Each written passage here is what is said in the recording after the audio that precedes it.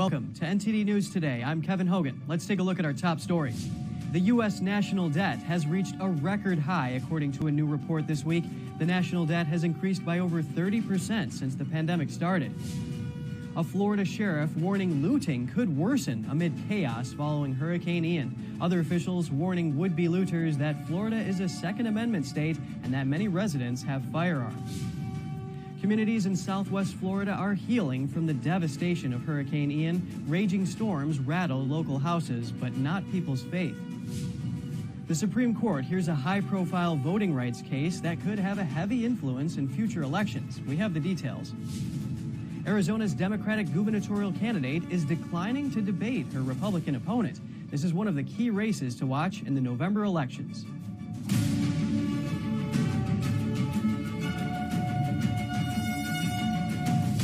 The OPEC Plus alliance plans to cut oil production by 2 million barrels per day.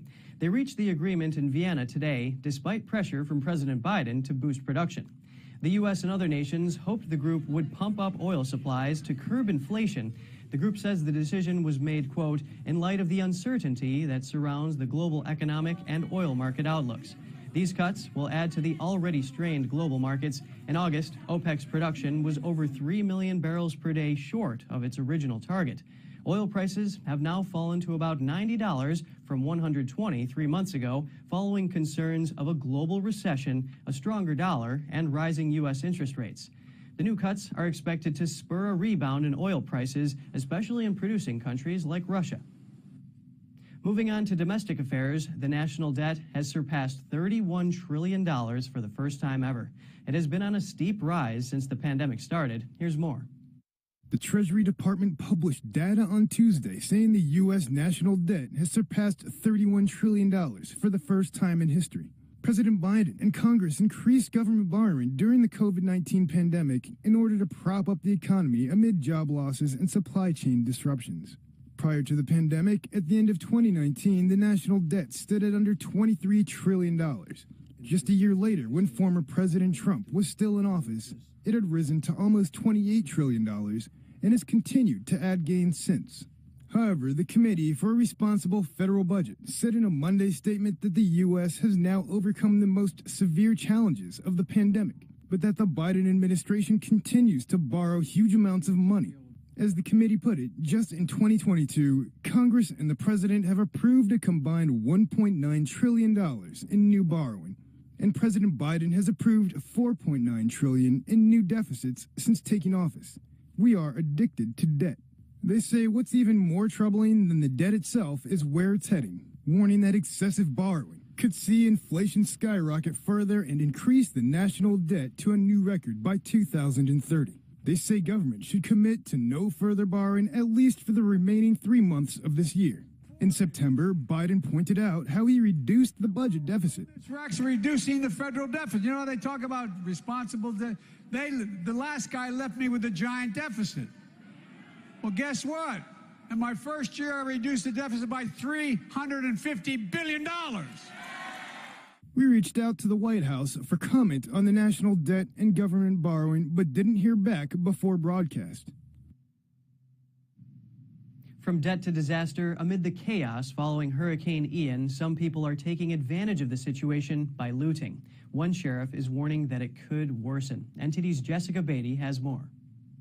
The sheriff of Martin County, Florida, William Snyder, says he doesn't expect the looting to calm down.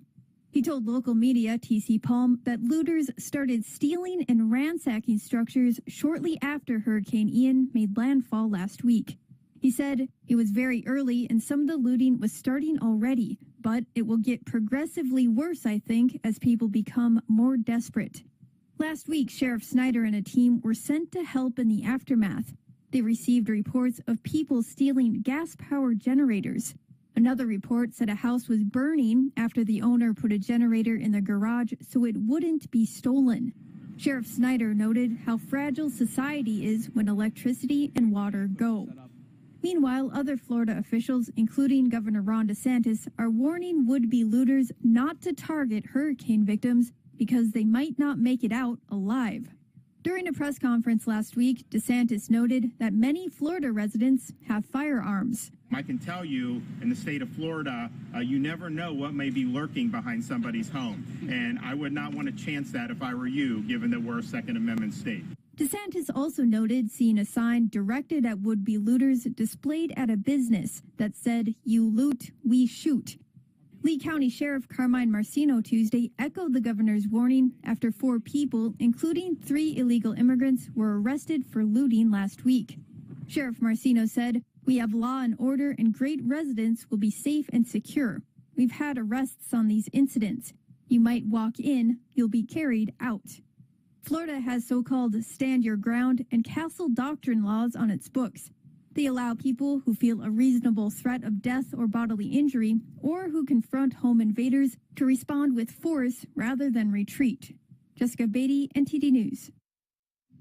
With unstoppable intensity, Hurricane Ian left a path of destruction in southwest Florida. Local churches are providing a steady force in the lives of those plunged into chaos and grief. Here's the story.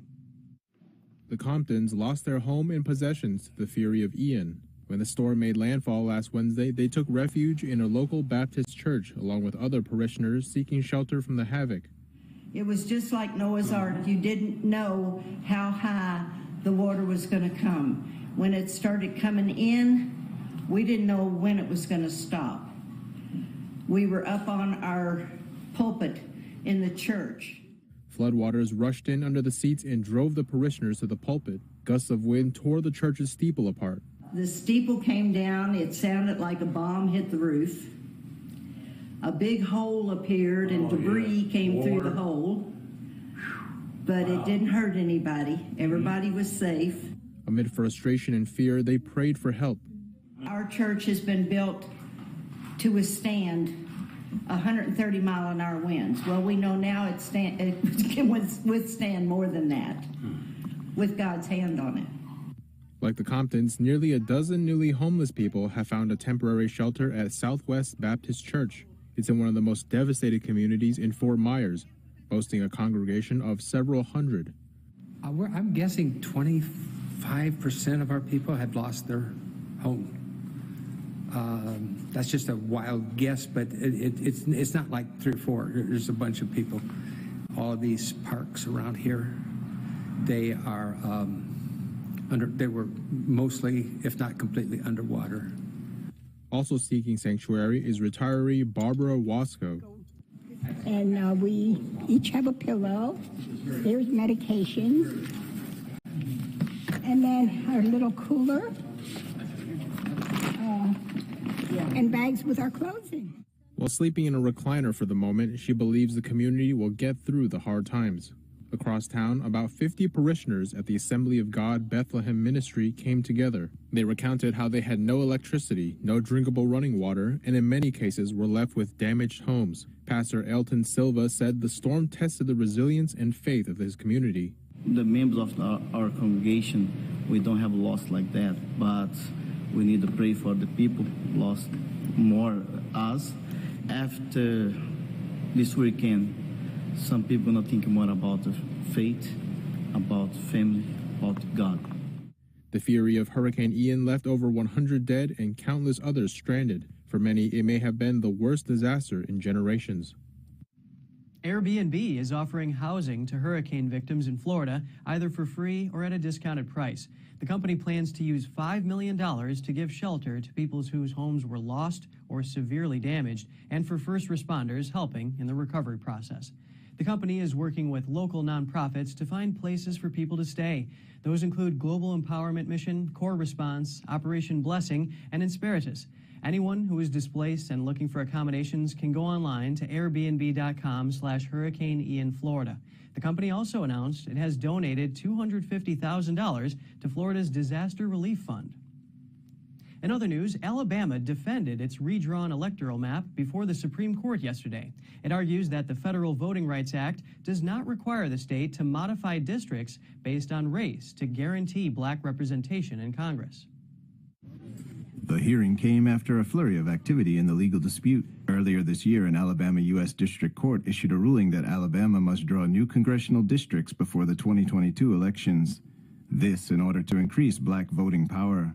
That court found that federal law and existing legal precedents require the state to have 2 predominantly black districts, not just one. Democratic Representative Terry Sewell points out that African Americans in Alabama are 27% of the population and yet only hold 1 of the 7 seats. For the last 12 years, I had the honor of representing a majority of the black belt. But I have to tell you, representation matters. Alabama disagreed with the district court, filing an appeal. The Supreme Court temporarily suspended the lower court ruling in February. An attorney involved in the case had this to say. This is one of the most important redistricting cases to come before the court in a long time. The fundamental promise of our democracy requires that every voter, regardless of race, can be given an equal opportunity to participate. The Supreme Court's newest justice, Ketanji Brown Jackson, and the 2 other liberal justices vigorously questioned Alabama Solicitor General Edmund LaCour. He says the Voting Rights Act requires an electoral process equally open to all, not one that guarantees maximum political success for some over others. Meanwhile, Jackson says the framers of the Constitution themselves adopted the Equal Protection Clause, the 14th Amendment, in a race-conscious way. A ruling is expected later this term after the congressional elections. Daniel Monahan, NTD News. Now turning our attention to the midterm elections, Arizona will have a new governor after this November, and one of the candidates has refused to debate her opponent. Here are the details. That's why I'm running for governor. Arizona's Democratic gubernatorial candidate, Katie Hobbs, has declined to debate her Republican opponent, Kari Lake, ahead of the November election. Her campaign told local media that she won't argue with a conspiracy theorist. They wrote, quote, Secretary Hobbs remains willing and eager to participate in a town hall-style event. Unfortunately, debating a conspiracy theorist like Kari Lake, whose entire campaign platform is to cause enormous chaos and make Arizona the subject of national ridicule, would only lead to constant interruptions, pointless distractions, and childish name-calling. We must respectfully decline the invitation. During an event on Monday, Lake responded to being called a conspiracy theorist. Well, you know what? If that's what you think of me, then come sit on a debate stage and call me out. But she's afraid. Because we know that's not the real reason she won't debate me. The real reason is she has bankrupt ideas, dead-end ideas. She has a track record in the Senate that is abysmal. Her voting record is horrible. She voted. The Citizens Clean Elections Commission would have hosted the debate. The commission told the Epoch Times, quote, debates are a critical tool for voters to learn directly from the candidates about where they stand on the issues.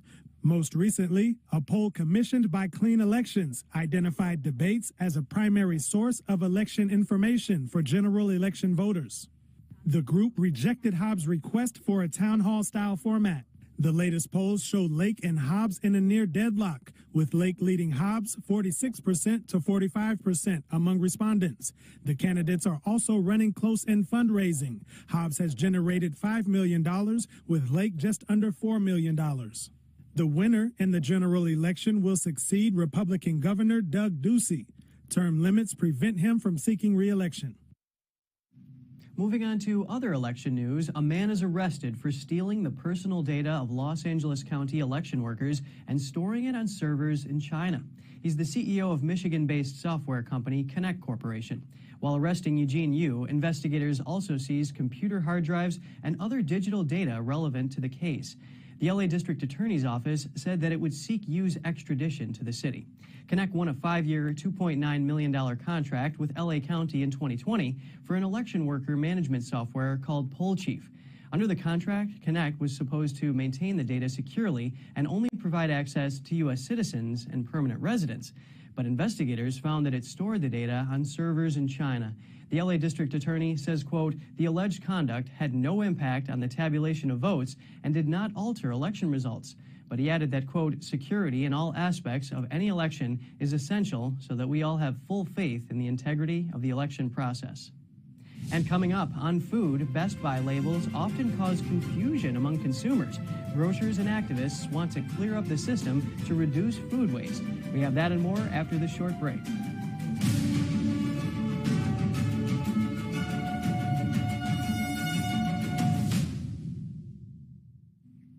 It's now illegal in California for doctors to tell patients certain information about COVID-19. Anything contradictory to the consensus is banned. We discuss this with a doctor and author of Courage to Face COVID-19.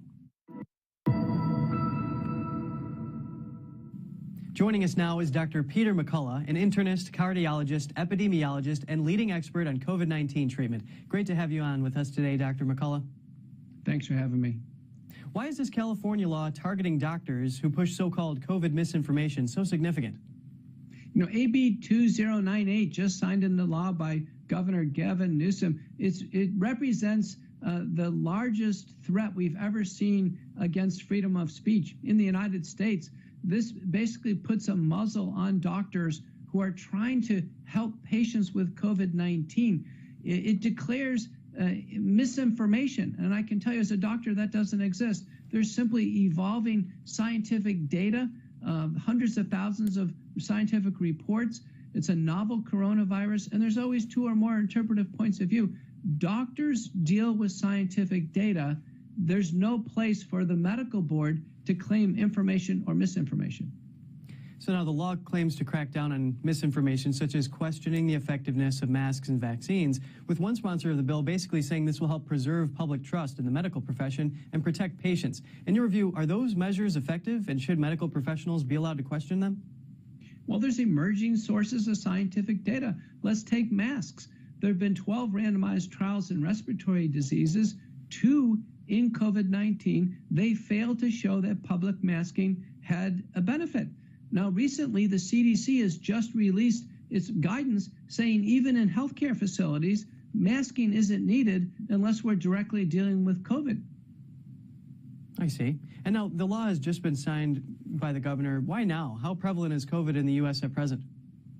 COVID's on the way down. You know, we're finishing this after wave of the Omicron, the big Omicron spike in December, January. Then we've had this after wave. It's mutated to a very mild form. The hospitals are essentially empty of severe cases. There are deaths being recorded, mainly in patients who have coincident COVID positivity. One remains positive for COVID for many months after the initial illness. So if someone's hospitalized for another reason, still being counted as a COVID case. But I can tell you clinically, I do have some patients in my practice. It's easily treated at home with multi-drug approaches, and there is essentially a negligible threat for hospitalization and death. So this bill is oddly timed. It's unconstitutional. I think it's going to hurt COVID-19 care in California. Doctors are going to naturally recoil and not take risks. Speaking of the constitutionality of the bill, Californians for Good Governance oppose the law, saying it contains unconstitutional restrictions on free speech. What's your reaction to this? You know, I think they're on the right track, and leading really internationally known child psychiatrist Mark McDonald and family physician Jeff Barkey just filed a lawsuit against California and AB 298 with the Liberty Justice Center. So there's going to be a mountain of legal work to kill this before it gets going. We'll see how these legal challenges play out. Now, Dr. McCullough, what do you think Americans need to know about COVID right now? I think the most important thing is everybody needs to know their status. If someone's already had COVID, the next illness with COVID is going to be mild and a negligible threat to them. So every employer, every person, every school, if they're going to keep track of anything, it's not a vaccine. It's actually be whether or not someone developed COVID-19 respiratory illness. Paper by Kimchi and colleagues shows that if one's already had the illness, they have a negligible risk for severe outcomes with the second case. The second case is going to be like a common cold. Very good to know. Well, COVID-19 treatment expert Dr. Peter McCullough, pleasure speaking with you today. Thank you. 5 IRS employees were charged with scamming the federal government out of hundreds of thousands of dollars in COVID relief funds. They allegedly used the money on clothes, cars, and trips. The Justice Department says they siphoned money from the Paycheck Protection Program and the Economic Injury Disaster Loan Program. Both loan programs were aimed at helping struggling business owners during lockdowns. The suspects are either current or former employees of the IRS who live in Tennessee and Mississippi. Using false loan applications, they tried to obtain over $1 million in funds altogether. Brian Salisbury is charged with 2 counts of wire fraud and 2 counts of money laundering. Courtney Westmoreland is charged with 3 counts of wire fraud. The other suspects are charged with 1 count each of wire fraud. The suspects face up to 20 years in prison for each wire fraud count and 10 years max for each count of money laundering. Major U.S. airlines are rejecting lawmakers' request to refrain voluntarily from stock buybacks. This has to do with the federal government's COVID-19 payroll assistance. Democratic Congressman Peter DeFazio led the effort along with 69 other lawmakers. They asked the airlines to refrain from stock buybacks until they are able to meet demand, fill key positions, and return service to normal. Congress approved $54 billion, covering much of U.S. airline payroll costs for 18 months through the end of September 2021. It came with a ban on stock buybacks, which expired last Friday. Airlines for America, a trade group representing major airlines, rejected the request. The group represents airlines including Delta, United, Southwest, and American. Google has to pay $85 million for tracking location data deceptively. It will settle a lawsuit brought by the Arizona Attorney General. The AG alleges Google made billions of dollars in profit in what the office called one of the biggest consumer fraud lawsuits in Arizona history. The AG's office adds it's the largest amount per capita Google has paid in a consumer fraud and privacy lawsuit of this kind. They began investigating Google in 2018. They found some apps continued to track user location data even if the location history feature was turned off. Google used other settings like web and app activity to track the data, and they then used that information to sell ads. A Google spokesperson said the company now provides straightforward controls and auto-delete options for location data. The UN estimates that 17% of global food is wasted each year, mostly from households. Now, Best By and Best Before labels are under scrutiny. NTD's Andrew Thomas has the details. Manufacturers have used Best By or Best Before labels for decades to estimate peak freshness. But unlike Use By labels for perishable foods like meat and dairy, Best Before labels have nothing to do with safety. And the confusion may encourage American consumers to throw away food that's perfectly fine to eat. There's so many different things that are out there. There's sell-by dates, there's expiration dates, there's Best By dates. People don't understand what those things mean. Most people believe that if it says sell-by, Best By, or expiration, you can't eat any of them. Well, it's not actually accurate. Dana Gunders is the executive director of New York-based nonprofit ReFed. She agrees there's a lot of confusion. The fundamental problem is that people are misinterpreting the labels on food and they're prematurely throwing the food away because of that. And that's leading to quite a bit of food going to waste around the whole country. ReFed estimates that 7% of U.S. food waste is due to consumer confusion over Best Before labels. That's 4 million tons of food waste annually. One of the things we'd really like to see is a system that moves towards a standardized phrase so that if the brand wants to tell you about quality, they say the words Best By on the label. And if they want to tell you about safety, well, then they say Use By. According to ReFed, as much as 35% of food goes uneaten in the U.S. That adds up to a lot of wasted time and resources, including the water, land, and labor that goes into the food production. The waste also results in higher greenhouse gas emissions when unwanted food goes into landfills. Some grocers support a bipartisan bill in Congress that would standardize U.S. date labels and ensure that food could be donated even after its quality date. Andrew Thomas, NTD News. Over in Oklahoma, the state is trying to stop Oklahoma University Children's Hospital from performing gender transition treatment on minors. Governor Kevin Stitt on Tuesday signed a bill that blocks the hospital from receiving federal pandemic relief money unless it stops such practices. The new law sets aside over $108 million in American Rescue Plan funds to the University of Oklahoma's health system. But they will only get the money when they stop offering gender transition treatment to those under 18. The governor said this law is meant to prevent tax money from being used to fund irreversible procedures on healthy children. 2 days before lawmakers approved the bill, the hospital system said it would stop providing such treatment, but the governor said it was not enough, and he wants another bill that would ban such treatment altogether. And over in Michigan, 7 former officials won't face charges for the Flint water crisis. Michigan Circuit Judge Elizabeth Kelly on Tuesday dismissed felony charges against them. The 7 people include former Michigan Department of Health and Human Services employees and a top aide to the former governor. The judge said she tossed out the charges because state prosecutors didn't follow proper charging procedures, and so there were no valid charges. But prosecutors could still file the charges again, and they've previously said they will do so. Beginning in 2014, tens of thousands of residents in Flint were exposed to dangerous levels of lead in their water system. It caused several deaths and is blamed for an outbreak of Legionnaire's disease. The crisis began when unelected officials with emergency management power switched the water supply to a local river to cut costs. A massive semiconductor factory is coming to upstate New York. The Idaho-based firm Micron said it plans to invest $100 billion to build the largest semiconductor facility in the U.S. Micron said the new factory will be built about 15 miles from Syracuse and will create nearly 50,000 jobs over the next 2 decades.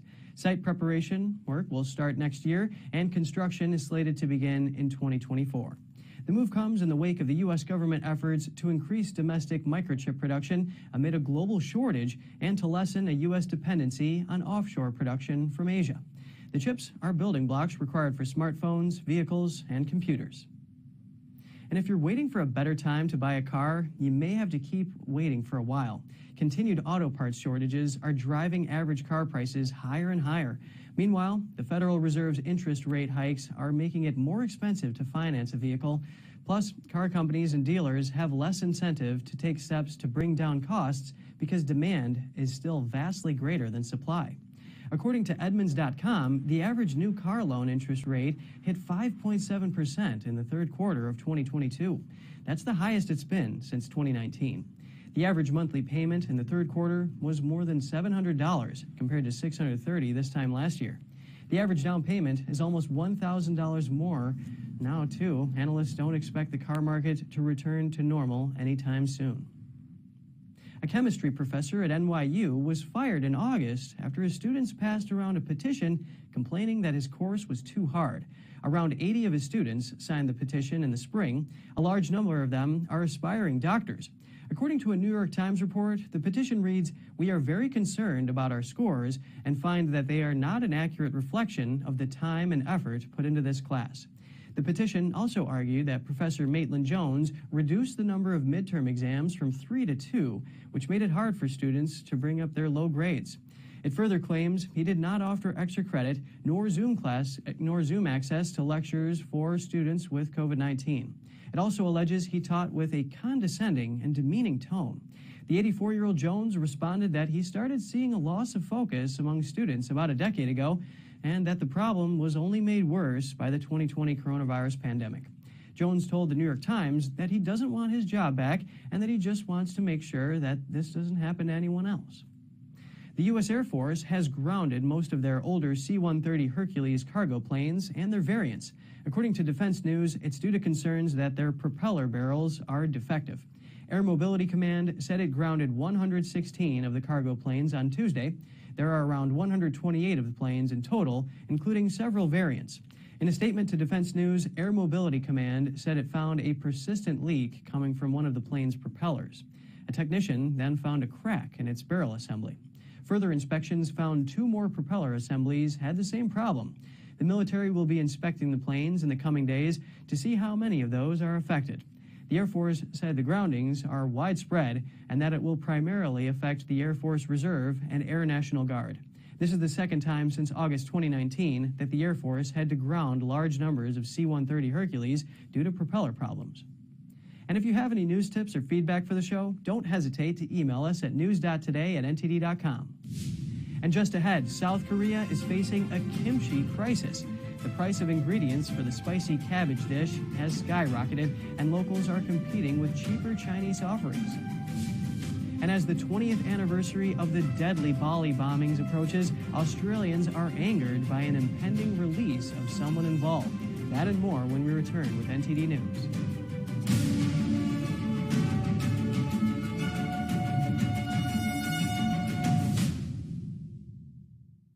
Americans, it seems like other people have been telling us what to do, how to live, and how to think. But that's not how we founded the greatest nation on earth. During times of powerlessness, we found power. And we found power through taking action. Through action, we find solutions. And through solutions, we find freedom. The supply shortage has made it harder than ever to keep your shooting skills sharp at the range. Introducing Strikeman, a laser firearm training system that allows you to practice your shooting skills at home without wasting a dime on ammo. Using our laser cartridge, target, phone mount, and award-winning phone app, become a proficient shooter in under 2 weeks. Create training templates with firearm drills and get live feedback with progress tracking on your shot accuracy and shot times. Beat personal records and compete with friends and family to crown the best shooter in the group. Put the power back in your hands with Strikeman. Freedom is not free, and neither is the truth. In order to bring you the facts, our reporters are out there on the front lines getting the true story. Some of them served 10 years of prison in China. We've been censored on social media. Our Hong Kong printing offices were set on fire, and we've been repeatedly attacked by the Chinese Communist Party. But no matter what, we believe that you deserve the truth, and so we'll continue to bring the truth to life. Head on over to getepic.com and try honest journalism that is based in truth and tradition. We'd love to have you on board. Hi, I'm Smokey Bear, and I made an assistant to help you out, because only you can prevent wildfires. Hey, Assistant Smokey Bear, call me Papa Bear, because I'm grilling up dinner. You get it? Yes, good job. So, what should I do with all these coals? Don't just toss them out. Put them in a metal container because those embers can start a wildfire. I understand. The stakes are high. Ha, ha, ha, ha. See, Smokey thinks I'm funny.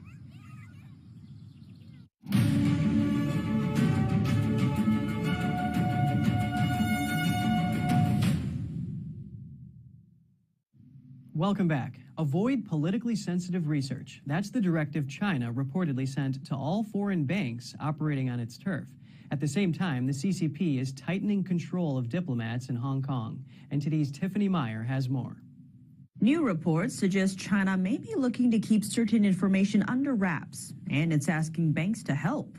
Beijing is allegedly telling foreign investment banks to stay silent on politics ahead of a crucial Communist Party Congress. That's according to a report from the Wall Street Journal, citing anonymous sources. China's securities regulators sent out a message to investment banks, including the Chinese branches of JP Morgan and Goldman Sachs. It asked the banks to not publish research that could be politically sensitive. In the past, Chinese authorities cautioned foreign banks in a similar manner ahead of major political events. The key Communist Party meeting is scheduled for mid-October. It will decide who will hold positions of power in China. Current leader Xi Jinping is expected to secure a third term. NTD reached out to JP Morgan and Goldman Sachs for comment, but did not receive an immediate response. Foreign diplomats in Hong Kong are getting a request from Beijing. They're reportedly being asked to hand over floor plan information on all their properties. And it's not just floor plans of their office buildings. Also included in the ask, floor plans for the diplomats' own homes. On top of that, Chinese officials also want to know about the terms of rentals or sales. That's according to a report from the Financial Times, citing anonymous sources. Diplomats are concerned that Beijing could use the information to plant listening devices. A former U.S. Consul General in Hong Kong told the Financial Times that it may reflect a change of mindset. The former diplomat, Kurt Tong, said before the changes of 2019 and 2020, China's foreign ministry usually took a minimalist approach and mostly avoided the sort of tight control of diplomats seen in the mainland, because their goal was to have foreign missions that could operate easily in Hong Kong to help China do business with the world. Yet that now the mindset seems to be that some foreign missions are not welcome. NTD has reached out to U.S. consulates general in Hong Kong for comment, but did not immediately receive a reply. To tackle a kimchi crisis, South Korea's government is building massive warehouses to store cabbage. Shortages of the core ingredient have sent prices skyrocketing. Let's take a look. These kimchi makers in South Korea are feeling the pinch, faced with stiff competition from China's cheaper offerings, One supermarket shopper said the prices of raw ingredients were too high. I normally make kimchi myself, but the cost of ingredients has gone up so much. There's no difference between the price of homemade kimchi and ready-made kimchi. So I bought packages of kimchi today. Many are struggling to produce a spicy pickled side dish so central to Korean identity. Such is the sense of crisis that the government is stepping in to store cabbages and supply the industry at affordable rates. For kimchi makers like An-ik Jin, the help can't come soon enough. Storage units at his factories have been all but emptied, forcing him to source inferior quality cabbages to keep production going. He's also had to increase his prices by 2/3 to cope with rising costs. The Korean peninsula has changed to a subtropical climate, which has caused great temperature differences between day and night, damaging cabbages in spring. Cabbages in May to June have been damaged, and the effect lasted even till July and August. We used to produce 15 tons of kimchi a day, but now we are only producing 10 tons or less. To help boost kimchi production, the government recently laid out plans to build 2 massive cabbage storage facilities, equivalent to the size of 3 football fields. They will be able to store 11,000 tons of cabbages and pickle 55 tons of cabbages daily. The construction is expected to cost taxpayers $40 million and is due to be completed in 2025. Korean kimchi makers are hoping the government's plan will at least prevent homegrown producers from losing further ground against China. Chinese imports, often priced at about 1/3 of locally made kimchi, have surged over the past 2 decades. They now account for 40% of the domestic market for commercially made kimchi. Concern is also growing that the cabbage shortage will torpedo the tradition of kimjang, the making and sharing of kimchi among families, friends, and communities. It's been nearly 20 years since nightclub bombings on the Indonesian resort island Bali. Now, the impending release of the bomb maker is sparking outrage in Australia. The 2 almost simultaneous blasts killed 202 people, including 88 Australians. The attacks were blamed on a Southeast Asian Islamic militant group. They were intended to scare away foreigners.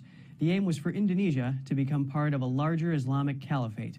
Police arrested 3 men in late 2002 and sentenced them to death the following year. After a high-profile trial on the island of Bali, the 3 Indonesians were executed by a firing squad in 2008, and another Islamic militant was sentenced to 20 years for making the bombs. His impending early release has angered Australians. The Australian Prime Minister says his release would have a, quote, devastating impact on the families of victims. And Britain's Home Secretary is proposing new laws to allow the UK government to ban illegal immigrants from claiming asylum. It comes as over 33,000 migrants crossed the English Channel so far this year, with the government predicting the number could rise to over 60,000 by the end of the year. NTD's Malcolm Hudson has this report from London. Speaking at the Conservative Party conference on Tuesday, Home Secretary Suella Braverman said we need to tackle the migrants crossing the English Channel. We've got to stop the boats crossing the Channel.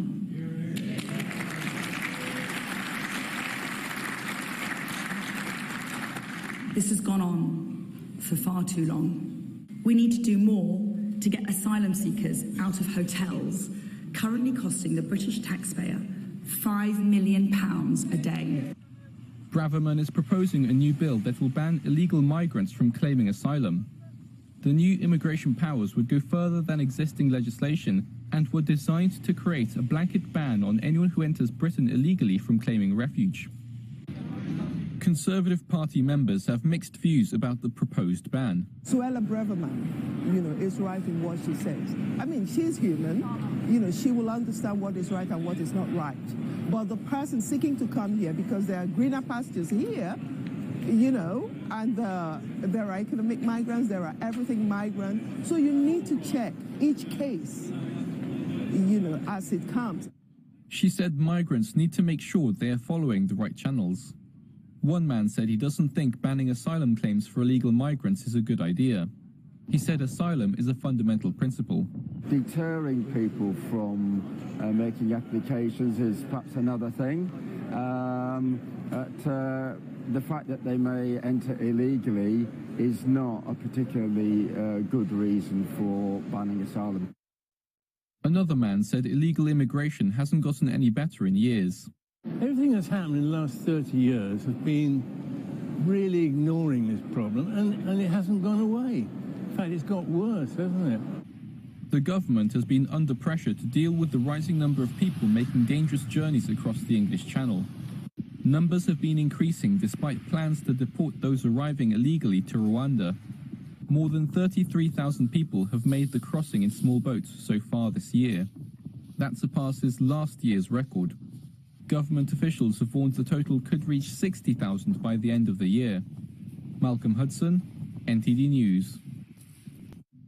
The United Kingdom has blocked a Chinese firm from accessing sensitive information about Britain's power grid as concerns grow about Beijing's involvement in critical infrastructure in the West. Business Secretary Jacob Rees-Mogg said the deal posed a risk to the UK's national security.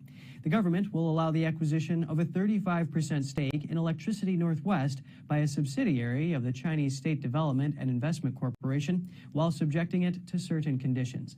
Those include restricting the Chinese firm's access to critical information and its influence over appointments of key staff members at Electricity Northwest. Rees-Mogg issued the order under the UK's new National Security and Investment Act. The 2021 Act grants powers to the government to scrutinize and intervene in acquisitions made by businesses, investors, and others that could harm the UK's national security. And if you have any news tips or feedback for the show, don't hesitate to email us at news.today@ntd.com. And still to come, the 7th century Cathedral of Tallinn in Armenia undergoes restoration. More than $500,000 has been allocated by the Armenian government for church restoration this year. In Morocco, ancient fortresses known as Kasbahs and fortified villages known as Kasbahs draw tourists from around the world, but they're under threat due to the lack of restoration. Find out more right here on NTD News.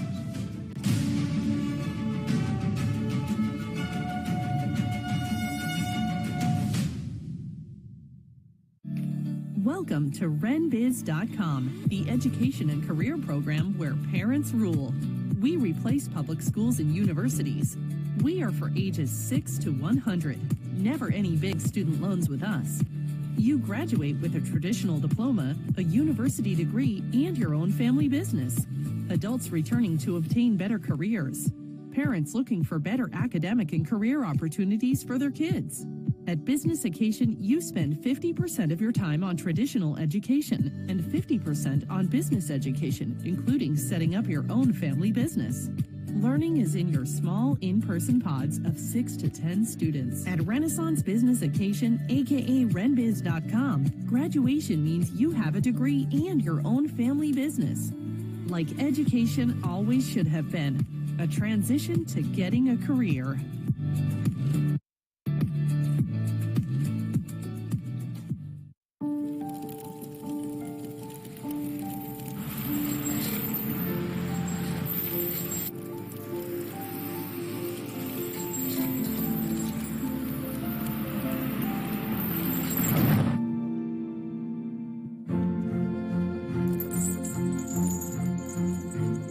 Did you know dragging chains can spark a wildfire? Only you can prevent wildfires. At The Nation Speaks, we don't just scratch the surface. We want to go wide and deep.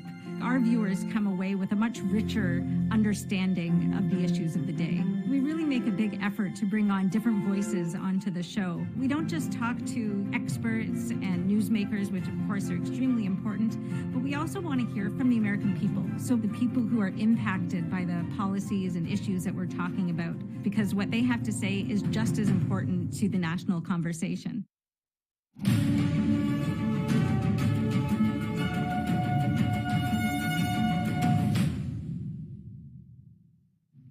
Good to have you back with us. Over the years, earthquakes have damaged the 7th century Cathedral of Tallinn in Armenia, but the country's government is looking to repair those damages.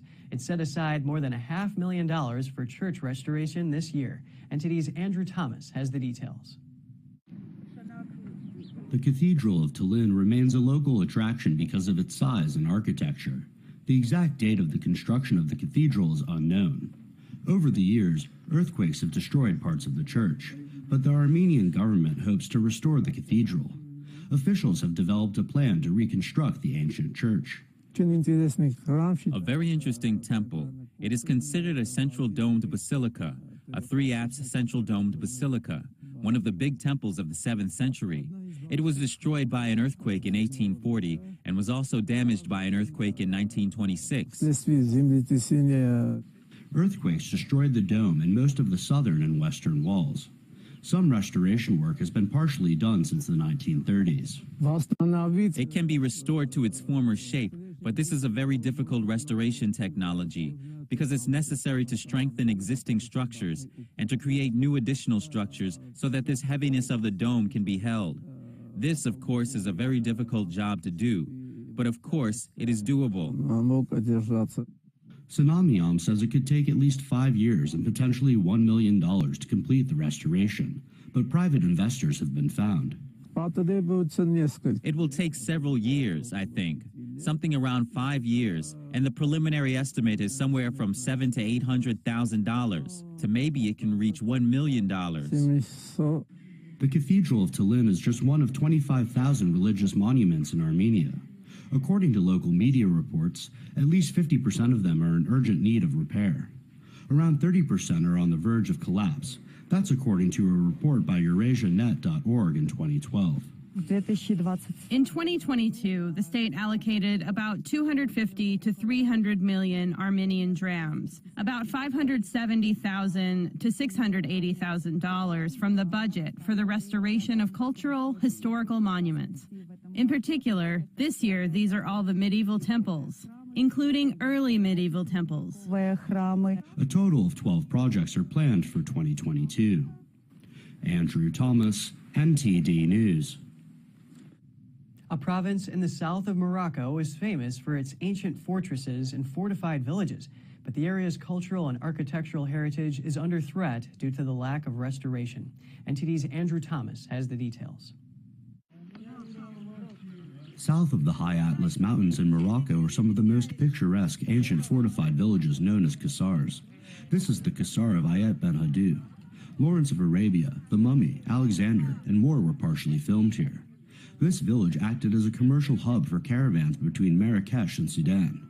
About 800 people still live in the village, which was designated as a World Heritage Site by UNESCO in 1987. Here is like one of the mythical Alcazar. I can say that because it's has been known like since the dawn of time, like one of the caravan counters. Is like what we call also caravanserai. So like a strategic point of commerce. Its importance before also because it used to be called the Salt Road. Kasbah Torit is another site nearby. The Kasbah was partially restored in the 1990s. It still needs more work, and only the entrance is safe to visit. This Kasbah is called Torit, which means the plateau. Almost all the Kasbahs were built on the plateaus to be well protected. It was the Pasha Gloui who lived here. The role of this Kasbah was the protection of the inhabitants, who were under the sovereignty of the Pasha. These Kasbahs are in dire need of restoration. A large number of them have been neglected over the years, but some have been saved. This Kasbah considered itself the heart of the city, or region, or even the tribe. 20 years of renovations were done for this Kasbah. It happened after seeing this Kasbah almost ruined. So thanks to the family owners of this Kasbah, and also tourists who always visit it, this Kasbah also helped the renovations of another Kasbah. All of this was possible because this Kasbah used to be on the 50 dirham note. It's famous. Renovating these structures is a difficult and endless challenge, considering the durability of the water, clay, straw, and wood they're made from. Andrew Thomas, NTD News. Coming up, James Bond is celebrating 60 years of movies. The franchise's producers share what makes the character great and how to continue the legacy. Details to come on NTD News Today.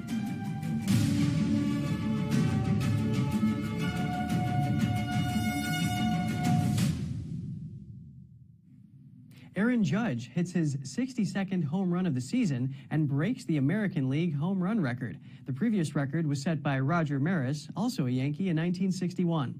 The long chase to the top ended when the 30-year-old Yankees slugger drove a slider from the Texas Rangers pitcher into the first row of seats in left field. It was the second game of New York's day-night doubleheader. After Judge took the record-breaking swing, he rounded the bases as his Yankee teammates streamed out of the dugout and waited for him to step on home plate. Barry Bonds holds the overall league home run record at 73, set with the San Francisco Giants in 2001. However, many consider Judge the true record holder for most home runs because all home run records after Maris's are clouded by steroids or other drugs, either openly or suspected. In a heart-pounding way, Australian Red Bull cliff diving champion Rhiannon Iffland celebrated her latest series victory. Against the backdrop of the Sydney Opera House and Sydney Harbour Bridge, the 31-year-old athlete plunged into Sydney Harbour from a hovering helicopter, diving 65 feet down to the seawater. Iffland said in an interview that she enjoyed skydiving from unique spots, and this jump fulfilled a long-held wish of hers from 2016. The diving queen will be competing in Sydney next Saturday when she will receive the crowning of her 6th world title in front of a home crowd. The event will be the final leg of the 2022 Red Bull Cliff Diving World Series. Ahead of this, Iffland topped the women's championship standings in Italy.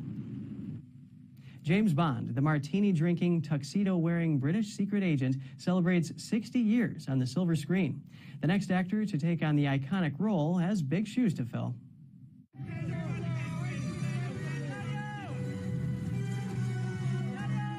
James Bond is celebrating a new milestone, 60 years on the silver screen.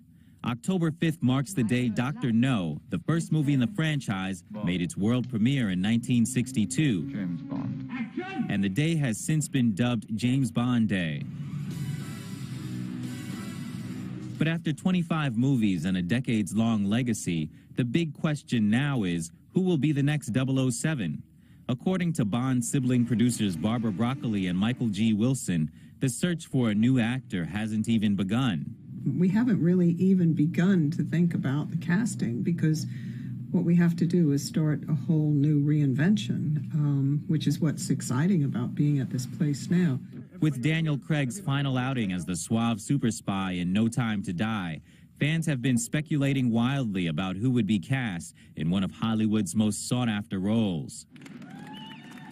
Broccoli and Wilson say choosing the right actor has been paramount to the franchise's success. Thank goodness, they cast Sean Connery originally, because I think if it had not been him, who knows whether we'd still be here 60 years afterwards. And each one of the actors has, transformed the series in a new direction, kept them fresh and relevant for the time. So I think the actors are the key to the success of the film, and also, obviously also all the other talent that all comes together to make these films.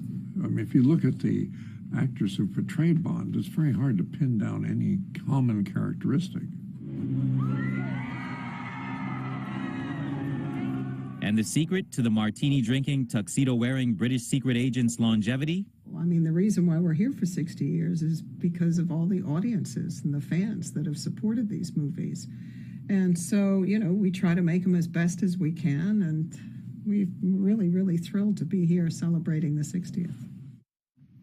One of the world's rarest pink diamonds is up for auction. It's expected to fetch more than $21 million. The diamond is a rare 11.15 carat fancy vivid pink star diamond. It was discovered in the Williamson mine in Mwadui, Tanzania. The mine is one of the world's oldest, and it's famous for producing saturated pink diamonds. Sotheby's says pink is one of the rarest colors to occur naturally in diamonds, and the auction house says that only a tiny percentage of pink diamonds are classified as fancy vivid pink. This diamond is the second largest vivid pink with flawless clarity ever to be offered for sale at auction. It was first unveiled in London and toured Dubai, Singapore, and Taipei. It will be auctioned on Friday, October 7th. Teachers deserve to be celebrated every day, but especially today on World Teachers Day. It's observed on October 5th, and it honors teachers and teacher organizations.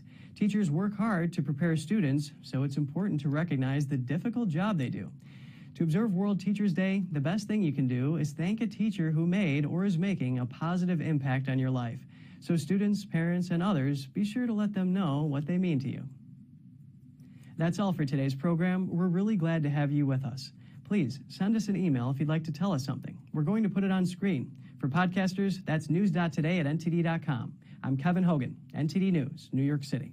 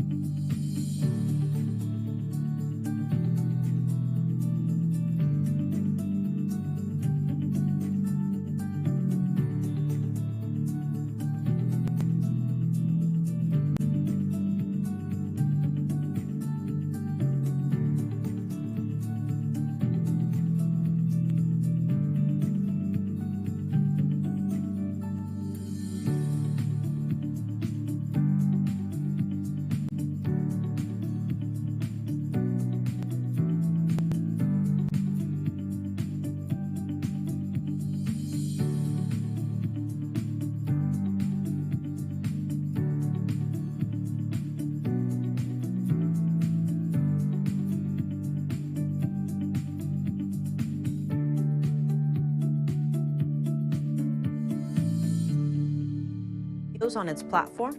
So if you want to make sure you get the full picture, just subscribe to our newsletter. Go to newsletter.ntd.com and sign up. It's free.